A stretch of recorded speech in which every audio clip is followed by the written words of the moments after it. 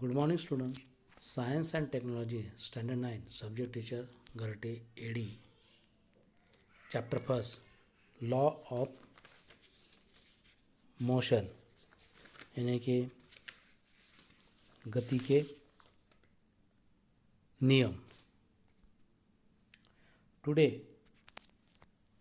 we learn equation of motion using graphical method, यानी कि आलेख पद्धति द्वारा गति संबंधी समीकरण. Newton studied motion of an object and gave a set of three equations of motion.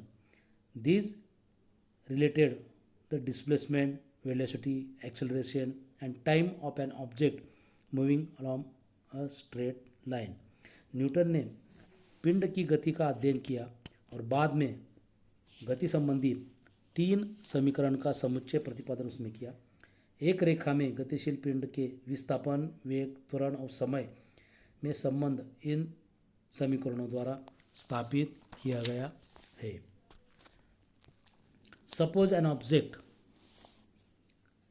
is in motion along a straight line with initial value u. It attains a final value of v in the time t. Due to acceleration a, its displacement is s. The three equations of motion can be written as. अभी एक पिंड प्रारंभ में u वेग से सरल रेखा में गतिशील है. समय के अंतर्गत उसमें a त्वरण निर्माण होता है. यह अंतिम वेग v प्राप्त करता है और उसका विस्थापन s होता है. तो तीन समीकरणों का समुच्चय इस प्रकार हम दे सकते हैं. v is equal to u plus a t. This is the relation between velocity and time. v is equal to u plus a t, यह वेग समय संबंधी संबंध हमें दर्शाता है. Second equation s is equal to u t plus one of a t square. This is relation between displacement and time, यानी कि यह विस्थापन समय संबंध दर्शाता है.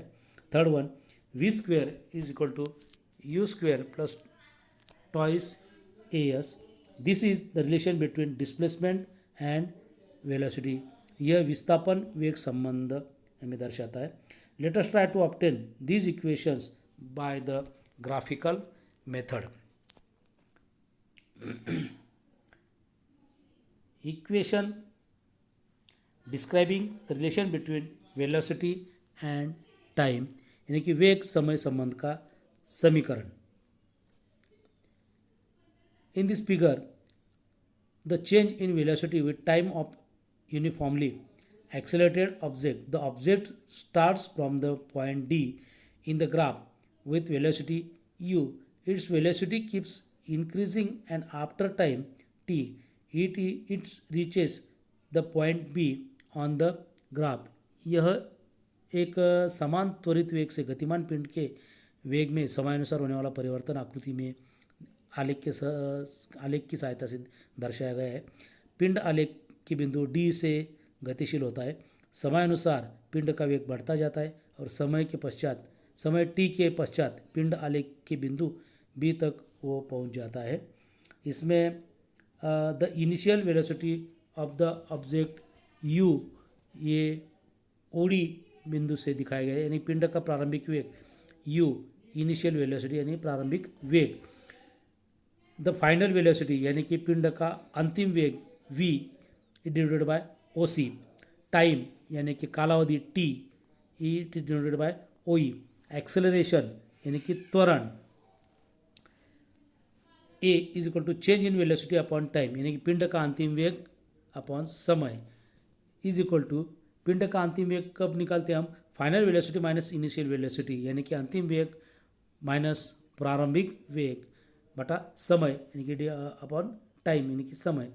फाइनल वेलोसिटी हमने डिनोटेड बाय ओ सी और initial velocity O D. O C minus O D upon T is equal to O C minus O D. आकृति में देखिए O C minus O D is equal to C D. O C minus O D upon T, C D is equal to A T. That is O C minus O D is equal to C D. C D is equal to A T.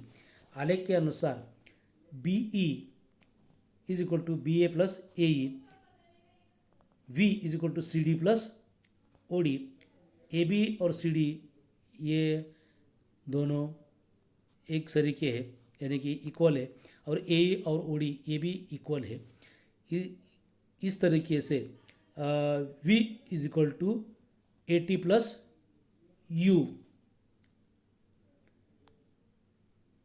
We is equal to A t plus u from one, यानी कि पहला equation से हम वो ले सकते हैं। v is equal to u plus a t, यह गति संबंधी पहला नियम है। This is first equation of motion. Equation describing the relation between displacement and time, विस्थापन समय संबंध का समीकरण। Let us suppose that an object in uniform acceleration a and it has covered the distance s within time t from the graph in figure 1.9. The distance covered by the object during time t is given by the area of quadrangle DOEB. माना कि पिंड ने एक समान त्वरण ए के अनुसार समय टी में दूरी यस तय किए। आकृति में आलेख के अनुसार वस्तु द्वारा तय की दूरी चतुर्भुज DOEB के क्षेत्रफल द्वारा भी हम ज्ञात कर सकते हैं। S is equal to area of quadrangle DOEB, यानी कि यस इज इक्वल टू चतुर्भुज DOEB का क्षेत्रफल बराबर is equal to area rectangle DOEB, यानी कि आयत DOEB का क्षेत्रफल plus area of triangle DAB plus त्रिभुज DAB का क्षेत्रफल। अभी रेक्टेंगल का जो एरिया है वो निकालने का सूत्र है A into O E, yes is equal to A into O E plus त्रिभुज का क्षेत्रफल हम निकालते 1/2 into A B into D A, यानी कि पाया गुना ऊंचाई, उसकी जो ऊंचाई रहती है A B into D A. इस तरीके से हम उसका क्षेत्रफल निकालते हैं एरिया ऑफ ट्राइंगल का। But a is equal to u, O E is equal to t and O E is equal to D A is equal to t, A B is equal to A t, A B is equal to C D, ये equation first की तरफ से आता है। Yes is equal to, यानी कि हर एक का जो कीमत है वो डालने के बाद s is equal to u into t plus 1/2 into a t into t. Newton second of equation of motion is s is equal to u t plus 1/2 a t square, यानी कि ये न्यूटन का गति संबंधी दूसरा समीकरण ये आता है।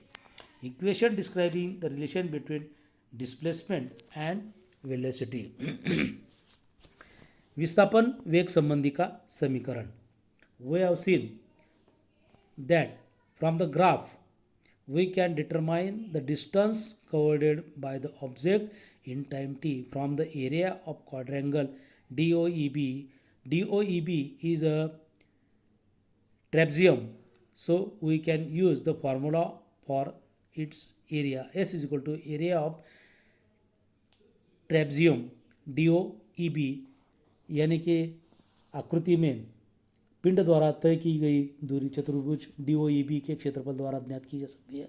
हम यह देख चुके हैं कि चतुर्भुज DOEB का एक समलंब चतुर्भुज भी है, अतः समलंब चतुर्भुज की सूत्र का उपयोग करके हमें पिंड द्वारा तय की दूरी भी हम आसानी से ज्ञात कर सकते हैं। S इज इक्वल टू समलंब चतुर्भुज DOEB का क्षेत्रफल, यानी कि DOB समलंब चतुर्भुज का क्षेत्रफल जो है वो है 1/2 समांतर भुजाओं की लंबाई का योगफल गुना समांतर भुजाओं के बीच की लंबी दूरी, यानी कि sum of length of S is equal to 1/2 into sum of length of parallel side into distance between the parallel sides. S is equal to 1/2 into OD plus B into OE, but OD is equal to U and B is equal to V and OE is equal to T. S is equal to 1 half into u plus v into t ये second equation, but a is equal to a का जो कीमत है वो है v minus u upon t, t is equal to v minus u upon a. Third one, s is equal to 1 half into u plus v into v minus u upon a. s is equal to into bracket v plus u bracket complete into bracket v minus u upon 2a. 2as is equal to v plus u bracket complete minus into bracket v minus u is equal to v square minus u square. Therefore v square is equal to u square plus twice as. This is Newton's third equation of motion और यही Newton का गति विषयक तीसरा समीकरण है. Uniform circular motion, एक समान वृत्ताकार गति. Late us try observe the tip of the second hand of a clock. When can you say about its velocity and speed. घड़ी के सेकंड कांटे की नोक का अवलोकन कीजिए, उसकी चाल और वेग के बारे में आप क्या कह सकते हैं. The speed of the tip is constant, but the direction of its displacement and therefore its velocity is constantly changing. As the tip of moving along a circular path, its motion is called uniform circular motion. Can you give one more example of such a motion? यानी कि घड़ी के कांटों की नोक की चाल स्थिर रहती है, परंतु उसके विस्थापन की दिशा निरंतर बदलने के कारण उसका वेग निरंतर बदलता रहता है. सेकंड के कांटों की नोक में वृत्ताकार पथ पर घूमने के कारण इस गति को एक समान वृत्ताकार गति ऐसा कहते हैं.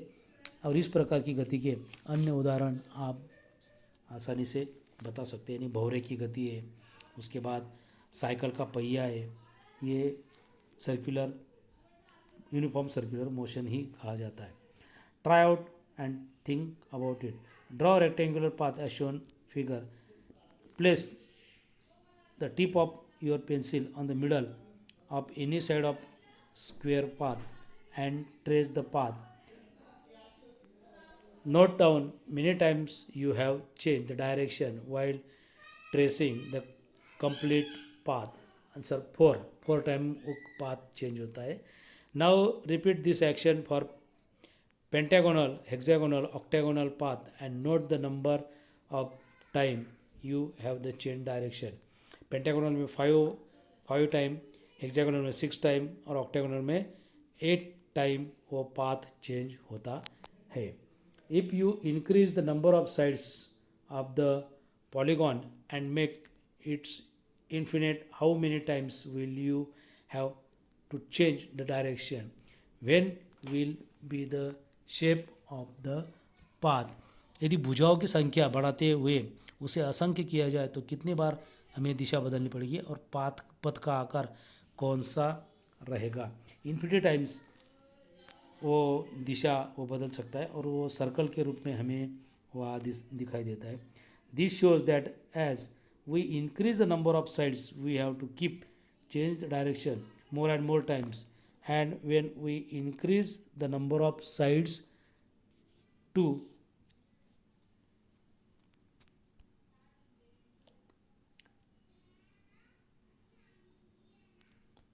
when an object is moving with constant speed along a circular path, the change in velocity is only due to change in directions, hence it is acceleration movement. When an object moves with constant speed along a circular path, the motion is called uniform circular motion.